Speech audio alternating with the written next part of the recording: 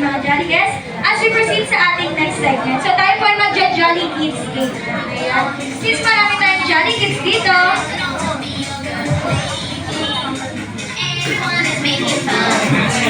ayan, marami tayong Jolly Kids dyan.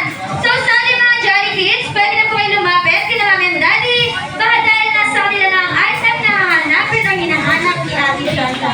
So tayo po ay maglalaro ng Wish I May Wish I Have or version 2.0 ng The Bring the Game. So mag-bring the game lang tayo. Dadalhin nyo lang po, ipapakita nyo lang dito sa harapan yung mga specific items na hanapin ni Ate Shasha at pwede nyo na i-claim ang inyong toys or prizes. So marami tayong prizes dito.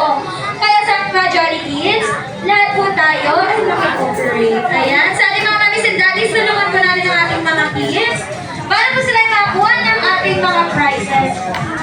So Kuya Chia, ikaw mag-aabot sa kanila ng prizes. Ayun yung mga prizes natin ang sa iyo. Ayan, sa ating mga guests, for our first item, Mami and Daddy, tulungan natin yung mga kids for our first item po.